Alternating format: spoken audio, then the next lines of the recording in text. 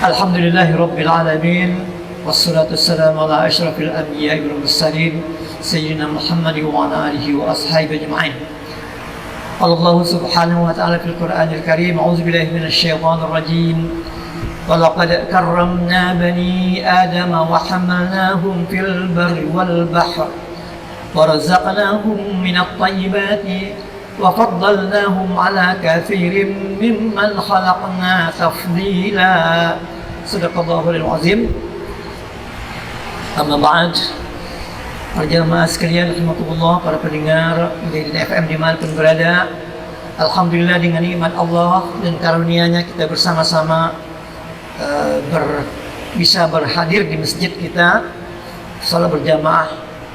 Kemudian pada para pendengar sekalian yang ada di rumah, di perjalanan, di tempat bekerja dan sebagainya, mudah-mudahan Allah berikan kepada kita kesehatan, keafiatan dalam rangka kita mengisi hari-hari kita untuk beribadah kepada Allah Subhanahu wa taala insyaallah. Para jemaah sekalian, tema yang akan saya angkat dalam kuliah zuhur pada hari ini, yang sebenarnya giliran saya itu hari Rabu tapi ada pertukaran jadwal menjadi hari Selasa.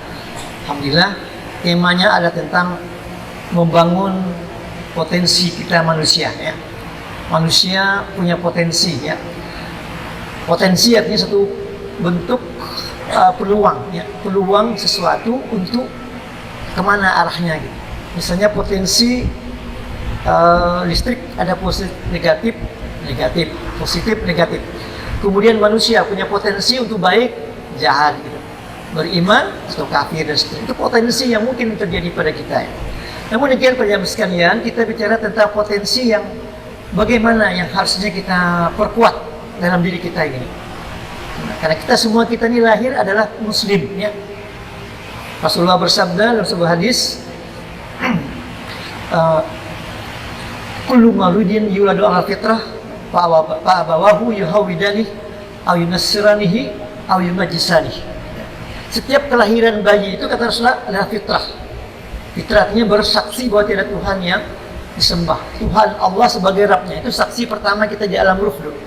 Lalu kata Rasulullah, fa abawahu yuhawidanihi, maka bapaknya lah atau orang tuanya lah yang bisa menjadikan dia Yahudi, au yunassiranihi atau menjadi Nasrani, atau au yumajjisanihi atau menjadi pagan atau penyembah api atau majusi. Nah, ini potensi-potensi yang mungkin selalu sudah menjadi bakat daripada anak yang lahir nanti. Nah, makanya anak yang baru lahir itu tidak ada disebutkan yang menjadikan dia muslim, tidak ada ayat itu. Hadis itu tidak ada menyatakan yang memuslimkan dia, tidak, karena sudah lahir fitrah muslim. Nah, dan insya Allah para jemaah sekalian, kita ini adalah keturunan Nabi Adam, anaknya Nabi Adam, cucu-cucu sampai ke generasi kita kata 2025 sekarang berapa abad? Kalau diperkirakan dari sejak Nabi Adam itu mungkin sudah 10.000 tahun menurut para ahli sejarah 10.000 tahun lebih mungkin kita dari Nabi Adam sampai sekarang. Jadilah kita keturunan yang di akhir zaman atau bagaimana seberapa lama kita tidak tahu. Nah, yang jelas Allah sudah memuliakan dari Nabi Adam sampai ke seterusnya cucu Nabi Adam ini, kita dimuliakan oleh Allah. Kenapa? Nah, karena Allah memberikan kelebihan-kelebihan. Ayat yang saya bacakan di bukaan tadi itu adalah surah Al-Isra ayat 70. Mungkin kita sering dengar ayat ini. A'udzubillahi minasyaitonir rajim. Wa laqad karramna bani Adam. Sungguh kata Allah, kami telah memuliakan anak cucu Adam. Adam dan anak cucunya, Bani Adam. Karena istilah manusia itu ada Bani Adam, salah satu di antaranya ada Al-Insan, ada An-Nas, ada Al-Bashar Ada 4 nama istilah manusia dalam Al-Quran itu. Tapi Bani Adam ini Allah sebutkan khusus untuk kemuliaannya. Jadi seluruh Nabi Adam Allah muliakan. Kenapa? Wa hamalnahum fil barri wal bahr. Karena Allah mengangkat mereka di darat dan di laut. Sesungguhnya kita ini bisa hidup di darat dan bisa hidup di laut. Di dalam laut kita bisa, di atas laut bisa, di udara pun kita bisa sekarang ini. Generasi kita sekarang kita bisa terbang seperti burung terbang, kita juga bisa terbang melalui pesawat terbang. Di darat kita bisa melancar, bergerak kemana saja dengan cepat, pakai pesawat, pakai kereta api, mobil dan sebagainya. Dan di laut pun kita bisa berlayar, kita bisa kapal selam dalam laut yang dalam kita bisa berenang dan seterusnya. Itu adalah kemuliaan ataupun yang Allah berikan kepada Bani Adam. Dan yang penting di sini warzaqnahum minat thayyibat, dan Allah berikan karunia rezeki ya yang baik-baik kepada kita ini. Ini karunia Allah, kemuliaan kita. Kenapa Allah sebutkan yang baik-baik minat thayyibat? Karena Allah sediakan kepada kita semua makanan ya, tumbuhan, hewan, air yang mengalir dan seterusnya ya, yang ada di bumi ini kita bisa eksplorasi, bisa gunakan untuk ke makanan kita. Karunia yang kita bisa makan. Pohonnya kita bisa buat bangunan, ya batu-batunya yang ada di bumi, di gunung itu bisa kita gunakan untuk bangunan. Besi kita eksplorasi, bisa tambangnya kita ambil, semuanya itu Allah berikan yang baik-baik itu dari Allah Subhanahu Wa Taala. Dan saja wa faddalnahum ala katsirin mimman khalaqna tafdila. Dan manusia ini ada dilebihkan oleh Allah. Wa faddalna, kami lebihkan kata Allah dari kebanyakan apa-apa makhluk yang Allah ciptakan dengan kelebihan yang sempurna. Siapa makhluk yang paling di antara makhluk hidup yang ada di antara kita sini? Makhluk diciptakan hewan. Maka kita lebih baik daripada hewan. Kita punya akal. Hewan tidak punya akal. Kita bisa membuat alat. Hewan tidak bisa punya alat. Tumbuh-tumbuhan, ya tumbuh-tumbuhan tumbuh dengan hidup, dia tidak bisa bergerak. Dia hanya hidup dan memberikan karunia kepada kita buah-buahan, daun, semuanya itu untuk kita semuanya. Itulah kemuliaan atau fadilah ya. Wa faddalnahum, bagi mereka itu dengan katsiran mimman khalaqna tafdila, dengan kesempurnaan. Itu kemuliaan kita. Kita syukuri itu. Nah, lalu bagaimana dengan tanggung jawab? Nah, sekarang kita sebagai makhluk Allah yang diciptakan, manusia, ada bumi, matahari, semua planet alam semesta ini ya, punya tanggung jawab. Lalu kata Allah di surah Luqman ayat 20, Allah berfirman begini, alam tarau anna Allah sakhkhara lakum ma fis samawati wa ma fil ard wa asbagha alaikum ni'amahu zahiratan wa batinah wa minan nasi man yujadilu fillahi bighairi ilm wala hudaw wala kitabim munir. Sadaqallahu azim. Tidakkah kata Allah kamu memperhatikan bahwa sesungguhnya Allah telah menundukkan apa yang ada di langit dan apa yang ada di bumi untukmu, untuk manusia. Dia juga menyempurnakan nikmat-nikmatnya yang lahir dan batin untukmu. Akan tetapi kata Allah, di antara manusia ada yang membantah keesaan Allah tanpa ada berdasarkan ilmu, petunjuk dan kitab suci yang menerangi. Di surah Luqman ayat 20 Allah berfirman dengan jelas, sesungguhnya Allah telah menundukkan alam ini semuanya yang di langit dan bumi untuk manusia. Kita bisa informasi bagaimana kita bisa menggunakan satelit, menggunakan planet ini, kita bisa menggunakan jaringan-jaringan komunikasi di alam yang luas ini dengan iman Allah untuk kita. Allah tundukkan itu kita, kata Allah, dan di bumi untuk kita, di langit dan di bumi. Kemudian menyempurnakan imannya yang lahir dan batin, yang lahir yang nampak. Allah sempurnakan, kita bisa melihat keindahan alam, bisa melihat kebesaran Allah, untuk kita semakin yakin akan keberadaan Allah. Lalu yang batin di hati kita ini Allah berikan qalbun ya, hati, kepahaman. Nah, disinilah katanya ada akal, ada hati, ada jasad. Tiga potensi inilah sebenarnya jamaah sekalian yang menjadikan kita itu mulia. Kalau kita tidak gunakan kebesaran Allah ini, karunia Allah ini yang ada di langit dan di bumi dengan akal kita, dengan hati kita, maka kita akan menjadi orang yang merugi. Nah, itulah dia kerugian kalau kita misalnya jauh daripada Allah Subhanahu wa taala. Para jemaah sekalian,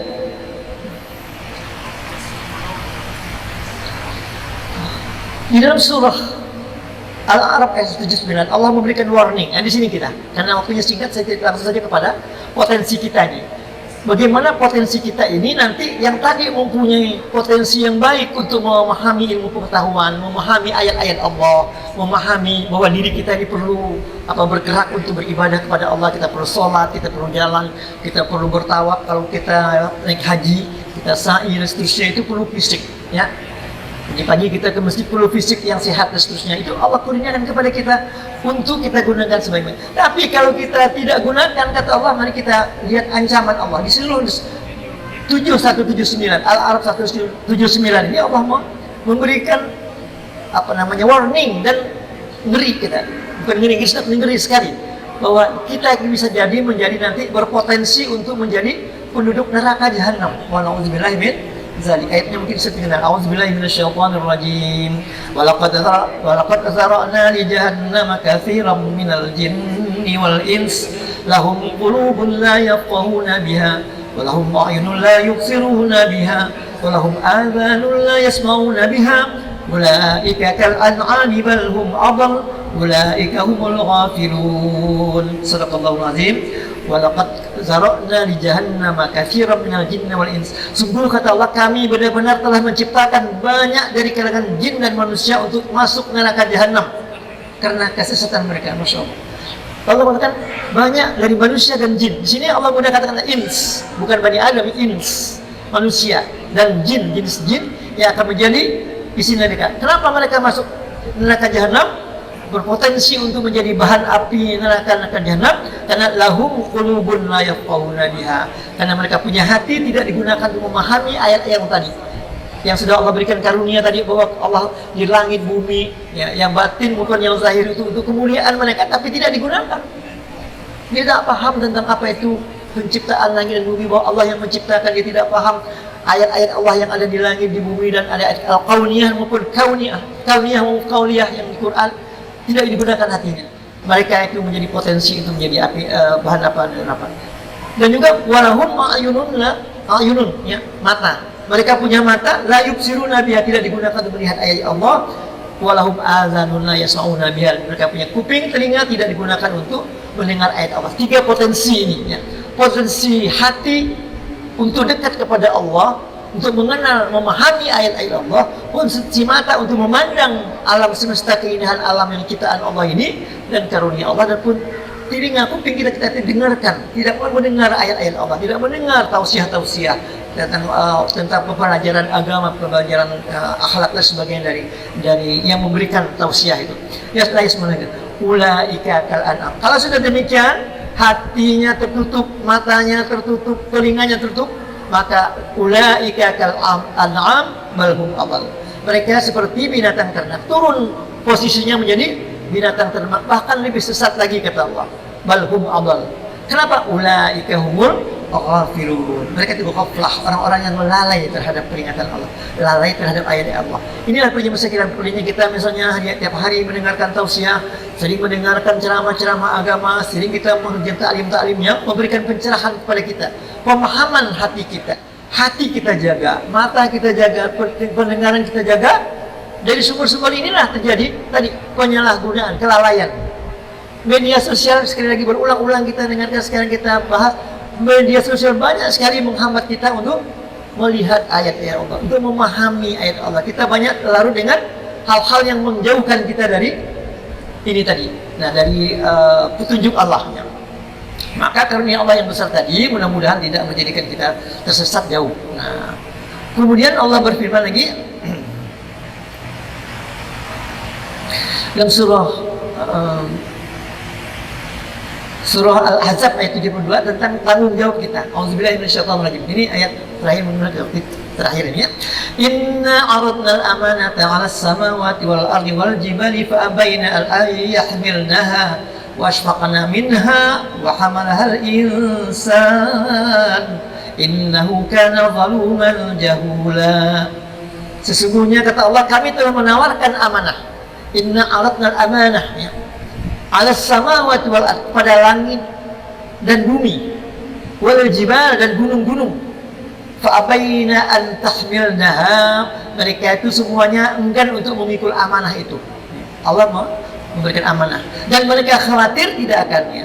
Fa abaina an tahmilnaha wa ashfaqna minha, khawatir tidak akan mampu mengemban amanah ini, tugas ini. Lalu kata Allah, lalu dipikulkanlah amanah itu oleh manusia. Wa hamalahal insan, dan manusia mau mengambil. Aku akan memberikan amanah kepada. Apa konsekuensinya ya Allah? Kalau kamu melakukan kebaikan, kamu akan dibalas dengan kebaikan, bahasanya surga. Kalau kamu menyalahi amanah ini, kamu akan masuk surga, masuk neraka gitu. Tuh, tanya kepada langit, tak mampu kami ya Allah. Tanya kepada bumi, tak mampu juga. Kepada gunung, kami tak mampu. Nah, begitu manusia siap. Kita ini siap ternyata. Nah, itulah konsekuensi yang kita hadapi. Tapi Allah punya punya rencana kepada kita. Diciptakanlah manusia dengan potensi-potensi untuk bisa melakukan kebaikan, dan berpotensi pula juga kalau melanggar mereka menjadi orang-orang yang salah tadi. Jadi untuk takwa kepada Allah, hanya takut kepada Allah. Intinya adalah mari kita penuhi. Kita sudah terlalu berjanji kepada Allah nih. Bahkan di alam ruh kita sudah ditanya oleh Allah, wahai manusia, alastu bi rabbikum, apakah aku ini Rabbmu, Tuhanmu? Qalu bala, syahidna, kami bersaksi kepadamu, engkaulah Tuhan kami. Itulah saksi kita. Semuanya ruh yang akan turun ke bumi yang menjadi manusia ini sama fitrahnya bersaksi kepada Allah. Hanya setelah itu ternyata manusia menyimpang banyak-banyak, menjauhi agamanya, menjauhi ajaran agama yang tadi Allah titipkan, yaitu agama Islam ini, agama tauhid. Hanya syariat yang berbeda. Sampai ke zaman terakhir Nabi Muhammad, Nabi yang tadi untuk seluruh alam semesta, tidak semua kaum, untuk semua manusia sampai akhir zaman nanti. Tapi kebanyakan manusia akan menjadi orang-orang yang jauh. Tercatat setiap hari kita lihat ada global statistik ya, di internet itu, jumlah umat manusia sekarang ini totalnya pada hari kemarin saya catat itu 2 miliar ya umat muslim itu. 2,05 berapa miliar populasi muslim dari 8,045 sekian total populasi dunia umat manusia. Jadi ada sudah 25%, alhamdulillah 25% penduduk bumi ini muslim sudah berserah kepada. Tapi kan 75% itu mereka tidak percaya kepada Allah. Mereka akan menjadi tadi zarokna li jahannam, itu yang akan menjadi bahan bakar api neraka. Maka beruntunglah kita umat Islam, walaupun kita hanya sekali mengucapkan tauhid, insya Allah kalau kita taat bertakwa, insya Allah kita akan langsung ya tanpa harus disiksa di dalam neraka ya, karena neraka ini juga menjadi azab bagi orang walaupun Islam, karena dia banyak dosanya, maksiatnya lebih banyak daripada dari pahalanya, dia akan menjalani siksa, tapi nanti juga akan dikeluarkan dan masuk ke dalam surganya Allah. Nah inilah harapan kita, bukan menakut-nakuti, karena kita harus takut. Kita takut kepada Allah, takwa namanya. Takut terhadap azabnya, takut tidak diterima amal kita, takut tidak mendapat keselamatan di akhirat. Dan mudah-mudahan kita semuanya berdoa kepada Allah. Doa pamungkas adalah Rabbana atina fid dunya hasanah wa fil akhirati, berikanlah kami kebaikan di dunia dan kebaikan di akhirat, dan jauhkanlah kami dari api neraka, kan gitu. Jangan sampai kita masuk api neraka. Wa na'udzubillahi min dzalik. Inilah sebagai tausiah singkat pada zuhur hari ini. Mudah-mudahan ada manfaatnya untuk saya dan kita semuanya. Mari kita ingat potensi-potensi yang baiklah yang akan kita laksanakan untuk kehidupan kita selanjutnya, insya Allah. Lebih kurangnya saya mohon maaf. Kita tutup majelis kita sama-sama membaca doa kafaratul majelis. Subhanakallahumma wa bihamdik, asyhadu an la ilaha illa anta, astaghfiruka wa atubu ilaik. Billahi taufiq. Assalamualaikum warahmatullahi wabarakatuh.